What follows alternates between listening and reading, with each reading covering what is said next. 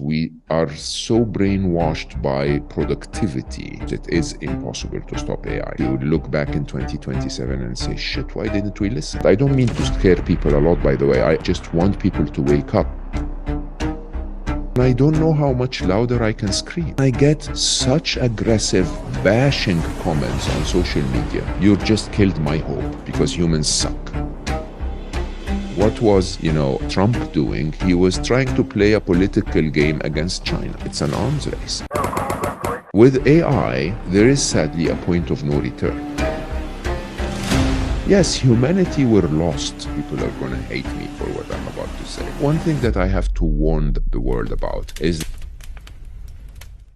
I have never had to give any of you a warning about what you're about to listen to, but what you're about to listen to today, I just want to give you a heads up that it may shock you, it may trigger you.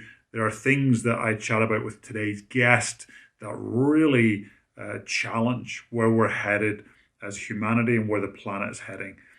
I sat down with former chief business officer of Google X, Mo Gawdat. Mo is also the author of Scary Smart. We talk about AI, and you need to listen to what he has to say. First of all, AI is coming. We can't change that. It's way too late to stop it. Secondly, it's going to outsmart humans. It's almost already there. And thirdly, bad things will happen. These are three inevitables that Mo shared. I want you to sit back and take in what Mo shared today. He's an incredible mind, very smart, has done incredible things with his life, and he has so much value to offer. You must listen to today's episode. Mo, a huge welcome to the Lead on Purpose podcast. Thank you so much for having me. I apologize. It took a bit of time. I was on my silent retreat. And so, that was 26 days this year. So it's delayed us a little bit, but it's always on time, as they say. Absolutely agree. And can we just pause there for a moment and talk about that, the silent retreat? What is your experience when you're on that silent retreat? I don't know how to explain it, honestly, but everyone, I mean, you have to imagine I lived two very different lives. I lived the life of the fast-paced executive for a very long time. I even ran my happiness mission for the first few years, really as an executive. And I also have always been reasonably spiritual. I was always seeking within. I was always trying to find my core strength, if you want. And unlike what most people think, because in the corporate world, in the world of doing, you tend to believe that the only impact you can have is when you do, and the more you do, the better you become, and the better your results. The more you do, the better your skills, which is true. You can't deny that. But at the same time, very, very ignored, I think, is that the more you be, the more you move from our hyper masculine view of the world, which is all about doing, to a feminine view of the world, which is all about being. You can help someone by giving them $1. That's an act of doing on you, or you can help someone by being kind. Being is a very, very strong impact and influence in the world. And you can only develop, believe it or not, and grow and become a better version of yourself if you learn to be, if you learn to create that awareness within you of where you are, what you're doing well, what you would like to do better, what you perhaps are letting into your life that is hindering you, and so on.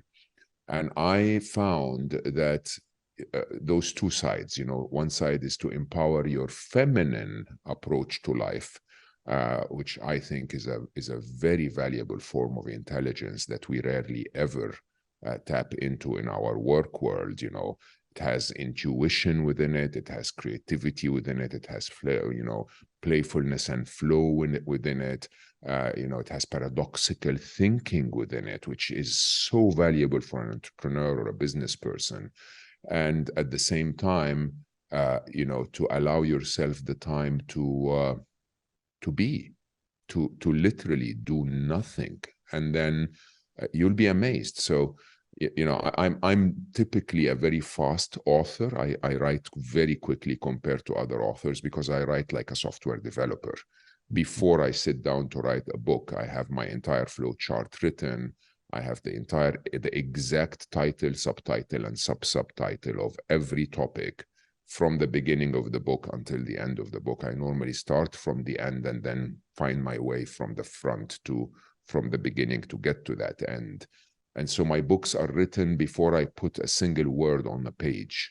And so I write very quickly. I write, the typical author would write a page and a half of maybe 2.5, 3 pages of finished work a week. I write 8.5 a day. Wow. But then recently, last year, I did a 40 days silent retreat, which I follow my own rules, by the way. I don't follow the Vipassana, like very restrictive. You have to sit on hard rock and meditate 4 hours a day. I don't do that. But I allow myself the space and silence. And last year, I wrote a book in 9 days. Simply, nine writing days. Wow. And the process was very interesting. The process was, I would sit down silently with one topic in my mind and leave that for a day or two or whatever. Normally a day or two is more than enough. And then you suddenly get a very serious download of every side of the topic that you want to write about. And I take notes of that. And then the next morning, the writing morning, I start otter.ai, which is my transcription application. And I just dictate the chapter to Otter, and I have 20 pages written, right? Yeah. And it's just so unbelievable because it is not the 2 hours conversation with Otter that is the chapter. It's the 2 days of silence that is the chapter. And I think most of us, especially as leaders in work and business, we are so brainwashed by productivity that we think that more, if I find an hour extra in the day, I should be doing more.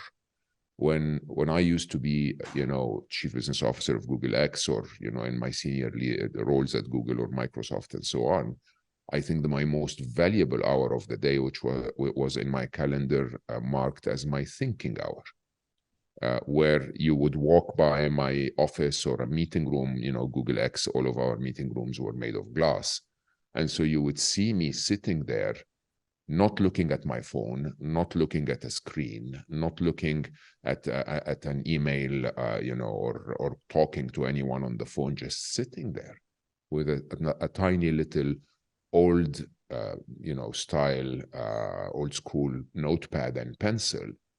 And that's where most of the magic happens. It's quite interesting how much silence, not only on your spiritual side, but on your productivity side, can gain for you. Slowing down seems to be a way to slowing down. Yeah, my podcast is called Slow Mo. It's all about that paradox of changing from being that fast-paced executive that's constantly running, 100 miles an hour, to someone who can actually sit still and say, hey, you know what? If I move at 0 miles an hour for the next 4 hours, worst case scenario is I will not perform the least important 20% of my day. But the best case scenario is that I will double my productivity, double my clarity, double my relaxation, and reduce my stress on the remaining 80, which is really a significant change. Yeah.